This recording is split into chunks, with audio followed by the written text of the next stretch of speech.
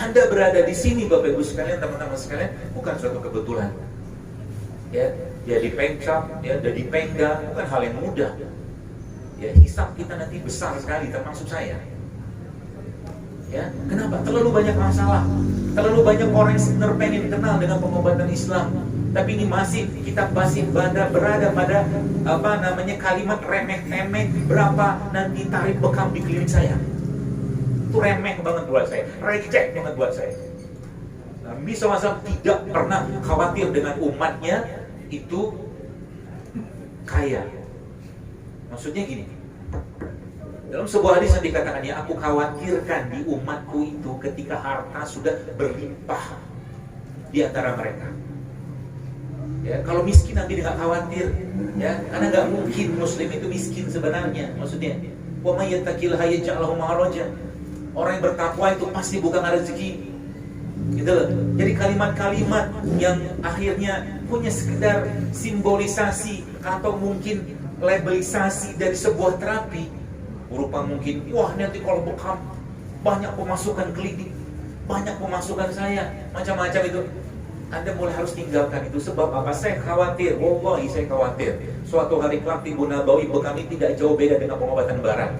Kalau apa? Kalau kita nggak punya ruhnya, kalau kita nggak tahu kesini tuh mau ngapain, kalau kita datang ke sini cuma sekedar pengen belajar, dapat sertifikat, USBN segala macam, buka klinik, pasien satu hari berapa, dapat berapa, receh banget.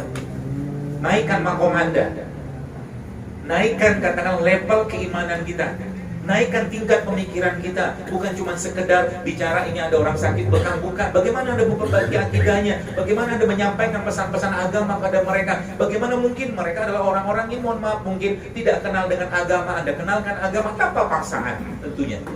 Itu makomnya. Kalau cuma sekedar cari duit dari bekam, Masya Allah teman, mudah sekali. Sekarang mudah sekali. Bahkan mungkin Anda akan jauh lebih besar yang Anda dapat, ya, dari orang di luar sana.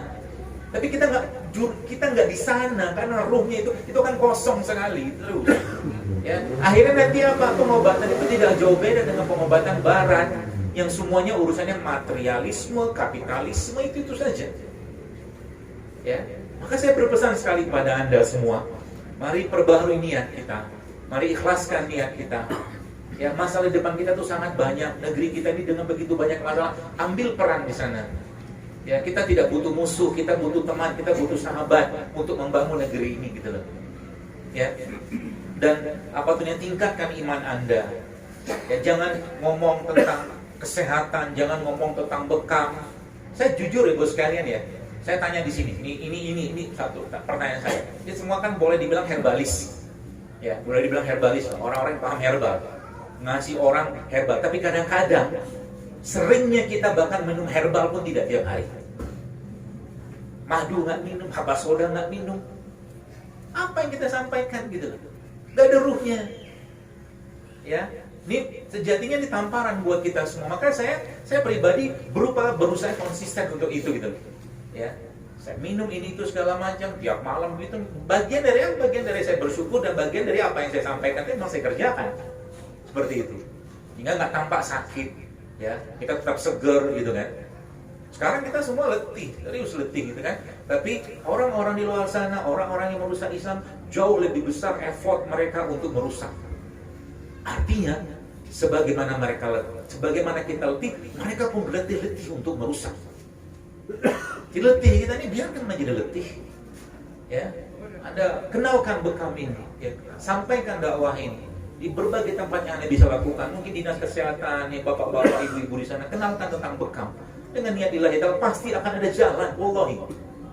Nggak mungkin nggak kita niat untuk apa? Untuk menyehatkan orang, bantu orang, ya, bantu pemerintah juga, bantu dinas kesehatan, atau bantu umat masyarakat, itu harapannya. Ya.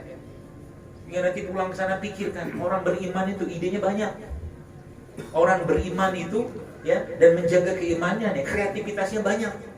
Anda bayangkan, ya, di zaman keemasan Islam itu, saking luar biasanya kreativitas mereka, itu kuda-kuda jihad, veteran perang itu dapat dana wakaf untuk menunggu kematian mereka. Kuda coba, luar biasa Bos sekalian. Ya, jadi kita ini belum ngapa-ngapain, ya, tapi karena belum ngapa-ngapain, mari kita bergerak gitu loh. Apapun yang kita bisa kerjakan, lakukan. Ya, Anda di PBI sekarang, ya, dapat amanah sini, kumpul sama teman. Gak gampang loh kita kayak beginian di tengah begitu luar biasanya orang yang berkumpul cuman urusan dunia, cuman urusan harta. Ya. Maka ya itu dia, pesan saya itu yang pertama tadi kuatkan iman. Ya. Anda mulai katakanlah sholat malam, ya, baca Quran, ya, sehingga nanti Allah beri. Saya tadi pagi, subhanallah ya, saya dapat cerita dari Dokter Ali Ridho, pendiri Ishkarima itu kan Dokter Tunjung, Allah yarham ya. Itu masya Allah, beliau cerita, saya nggak tahu banyak tentang beliau, tapi Dokter Ali cerita bahwa banyak kasus-kasus sulit di Karyadi, ya, itu dikirim kepada Dokter Tunjung. Padahal ilmunya sama. Ortoped juga, sekolahnya berapa tahun? 6 tahun juga. Tapi kenapa? Karena beliau dekat dengan Quran. Itu poinnya.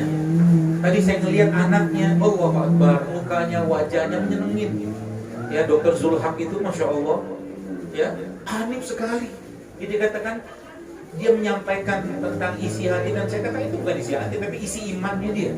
Saya sangat sepakat dengan apa yang saya Dokter Zilul sampaikan. Itu semua dari hadis, dia bilang.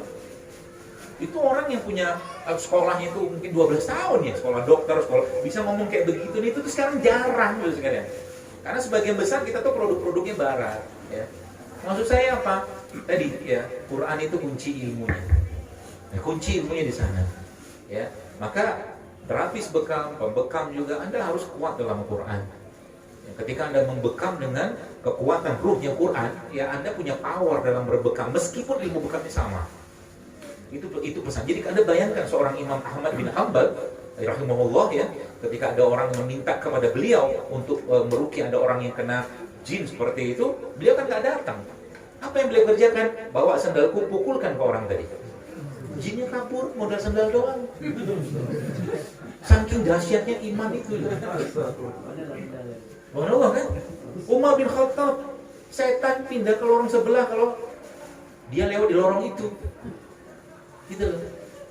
Penyakit itu ada masalah emosi, ya. Penyakit itu pasti ada sesuatu yang emosi terlibat di dalamnya. Lah kalau misalkan yang pembekamnya orangnya rapuh, ya, makannya nggak beres, emosi nggak beres, hubungan sama Allah jelek, bersiaplah itu emosi dari orang dari itu tertangkap sama dia. Gitu loh. Dan itu banyak kasusnya, habis ngebekam lemes, betul? Habis ngebekam justru malah kayak orang kena gangguan jin. Kan konyol bin suronyol. Gitu loh. Ya. Jadi pesan saya kepada teman sekalian ya, mari kita bersama ya siarkan dakwah ini. Dan saya jujur ada dapat satu kisah ya. Ini terakhir, insya Allah. Nggak apa-apa dok. Ya. Ada bapak-bapak, mari saya subhanallah ketemu dia orang itulah ya, orang hebat ya, orang tajir luar biasa. Subhanallah, bapak itu istrinya kena kanker getah bening saya. Dia tuh akhirnya mencari-cari pengobatan di luar medis karena dia sudah berobat nih segala macam, cuma akhirnya nggak dapat kesembuhan di sana. Cari ini segala macam, nggak ada informasi, dia cari sendiri. Di akhirnya istrinya tuh masya Allah, akhirnya belajar sendiri akupuntur, belajar herbal, belajar tentang fermentasi, belajar tentang akupuntur segala macam dia belajar, dia canggih banget, dia ngajarin temannya. Kenapa? Nggak ada informasi tentang pengobatan di luar konvensional. Artinya apa? Banyak di luar sana tuh orang-orang ingin berobat di luar pengobatan medis, tapi tanpa kita menjelek-jelekan, jangan menjelek-jelekan. Karena kesembuhan itu bukan karena bekam, kesembuhan itu bukan karena madu, kesembuhan itu bukan karena kita pijat, kita tusuk, kita segala macam, bukan. Allah yang kasih sembuh. Jadi nggak usah saling menjelekkan di sana, di sini nggak usah saling, kita saling berangkulan saja. Dan jangan mengklaim kita yang terbaik gitu loh. Ya apalagi mengatakan bahwa oh, cukup ini aja, cukup ini, nggak cukup, serius.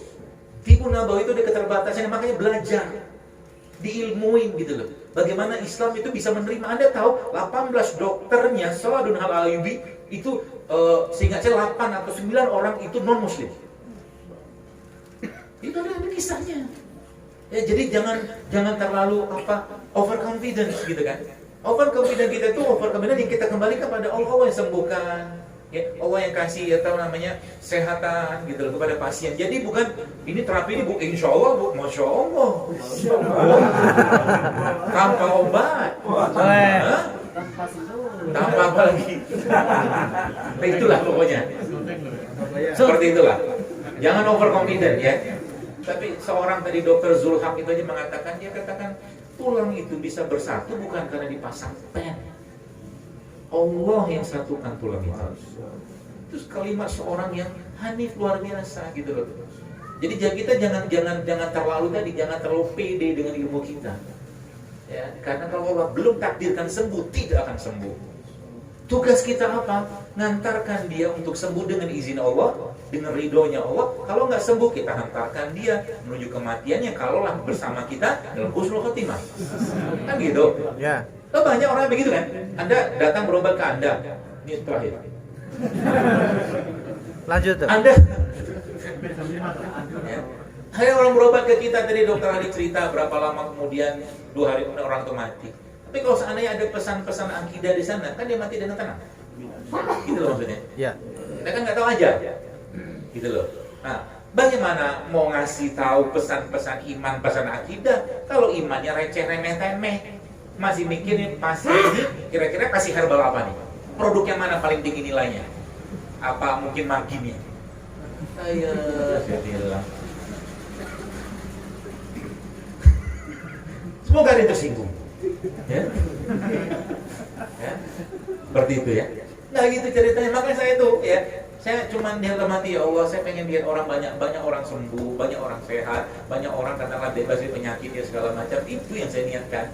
Anda tahu apakah saya itu katakanlah sekarang di dunia kayak begini tuh katakanlah memang sengaja di setting halnya? Wallahi enggak. Akun IG saya itu ya sekarang subhanallah, masya Allah 3,6 juta itu. Apakah ada teknik marketingnya? Enggak ada. Ada, serius. Jadi posting aja.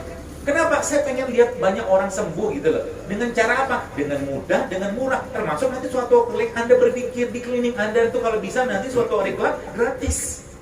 Bagaimana cara pikir? Itu. Maka saya beberapa masjid yang minta bikin klinik, saya nggak mau kalau masjid masih mungut bayaran dari ngebekam pasien. Nggak mau saya. Biasa aja kayak begitu mah. Udah orang sakit, datang ke masjid, berobat, bayar bekamnya bayar, herbalnya bayar. Coba naikin sedikit deh makomnya.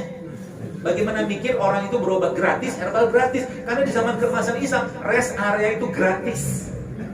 Masuk rest area, hotelnya sekelasnya bintang 4, bintang 5, karena begitu dapat gandum, dapat daging 2 kilo. Coba. Oilan 2000. Kucingnya coba. Itu loh.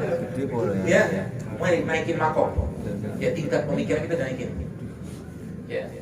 Caranya gimana? Macam-macam. Anda bergaul dengan teman-teman yang mungkin punya ilmu yang lebih luas gitu kan. Atau mungkin dengan teman-teman siapapun lah gitu kan. Yang paling penting apa? Perbaiki, tingkatkan hubungan dengan Allah Subhanahu wa taala. Itu yang paling penting. Jadi punya target standar hubungan dengan Allah. Punya target standar. Contoh mungkin Nabi SAW dimanapun beliau pergi, beliau tidak pernah meninggalkan sholat malamnya. Nabi SAW dimanapun beliau pergi tidak pernah meninggalkan sholat fajarnya atau sholat qobliyah subuhnya. Standar hidup itu di situ. Ada buku saya baca yang judulnya Atomic Habit-nya terakhir. Buku ini bagus ya, ceritakan tentang bagaimana memulai membangun diri kita menjadi besar lebih baik segala macam dengan melakukan kebiasaan-kebiasaan kecil. Mungkin Anda sekedar push up 5 kali sehari, tapi Anda rutinkan biasa, itu akan membuat ada sebuah hal besar yang akan terjadi pada diri Anda. Jadi dibuktikan hal-hal baru yang Anda kerjakan. Ya, misalkan klinik Anda pasien kan 1 hari, sebulan mungkin 10 orang, standar 10 gitu, mulai naik tuh. Oke, satu saya gratis ini, gitu, tek. Misalkan, bukan hanya gratis, Anda kasih herbal, kalau perlu Anda kasih sayur. Mana sayur? Masih jualan? Udah tutup lapaknya. Mana tuh yang jual? Serius ya? Saya mau bagi-bagi. Yur! Mana yang jual sayur? Ambil, bagiin semua. Bagi. Wah, habis. Woi, keren. Baju. Mana baju? Ambil. Nanti saya bayar. Bagi. Mana jualan lagi? Yang ada? Kopi. Banyak itu yang jual tuh semua kasih aja ke peserta. Ya. Seperti itu, ya. Jadi hidup itu ya umat muslim itu, mukmin itu dia udah bukan bicara level semangat tuh harus tetap ada. stabil semangatnya. Ya. Caranya gimana? Banyak cara. Nah, tapi semangat itu Bapak sekalian, teman-teman sekalian ya, itu sebagian besar muncul karena ilmunya kita belajar, membaca, kumpul segala macam itu. Kita tingkatkan keilmuan Anda, ya, tingkatkan semangat Anda, tingkatkan iman Anda, perbaiki pergaulan Anda, perbaiki makanan Anda. Ya, karena itu bagian dari cara kita menjaga tubuh. Ya, mungkin sudah sering dengar Dr. Zilo Akbar, misalkan saya bilang jangan makan gorengan, misalkan kurangi gorengan, nggak berubah juga sampai sekarang ini, gitu-gitu aja. Gitu loh. Coba dilatih sedikit untuk disiplin gitu loh, misalkan. Oke, sekali-sekali begini, kan tiap hari makan gorengan dikurangi dulu, ya, 1 hari 2 hari nggak makan gitu loh. Bukan masalah gorengannya, serius bukan, tapi ada kebiasaan yang kita buat, gitu loh, yang baru. Itu yang paling penting sebenarnya. Kalau Anda mau besar, Anda mau hebat suatu hari kelak gitu loh. Seperti itu ya. Saya kira mungkin begitu yang bisa sampaikan, ini sudah terakhir.